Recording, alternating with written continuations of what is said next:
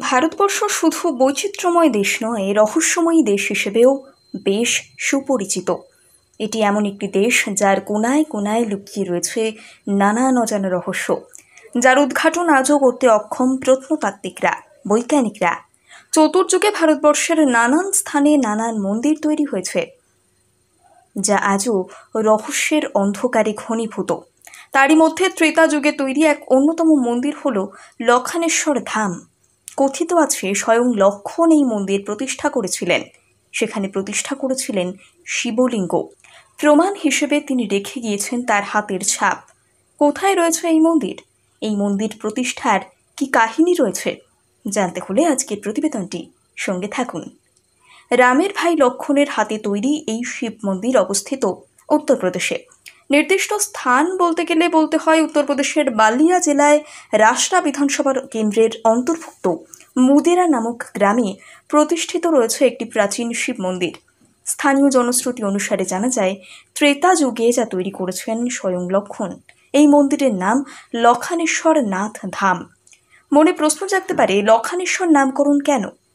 কারণ জানা যায়, তারকাসুরকে বধ করতে বেরিয়েছিলেন রাম লক্ষণ। যাত্রাপথে বিভিন্ন স্থানে বিশ্রাম নিয়েছিলেন। তার মধ্যে নবম স্থান ছিল উত্তরপ্রদেশ। এই স্থানে কিছুক্ষণ বিশ্রাম নিয়েছিলেন তারা। মহাদেবের ভক্ত ছিলেন রাম, ফলে দাদা শ্রীরামচন্দ্র তারকাসুরকে সফলভাবে বধ করার জন্য যাতে মহাদেবের আরাধনা করেন, তার জন্য ওই স্থানে নিজ হাতে শিবলিঙ্গ প্রতিষ্ঠা করেন লক্ষণ। রাম মহাদেবের আরাধনা করেন, তারপরে তারকাসুরকে হত্যা করার উদ্দেশ্যে বেরিয়ে পড়েন।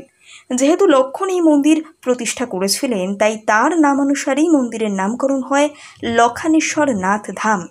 যা জানিয়েছে সেই মন্দিরের পুরোহিত নরসিংহ পাণ্ডে।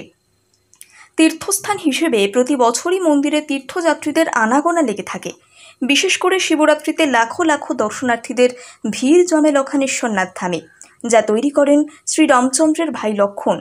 এই মন্দিরের মূল আকর্ষণ হল শিবলিঙ্গে থাকা লক্ষণের দুই হাতের ছাপ।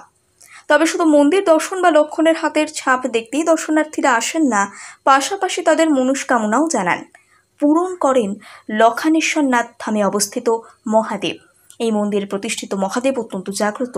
ভক্তরা ভক্তিভরে পুজো দিয়ে বাবার কাছে মনের কথা জানালে তা পূরণ করেন দেবাদিদেব। পূরণ হলে মহাদেবকে ঘণ্টা উৎসর্গ করেন ভক্তরা।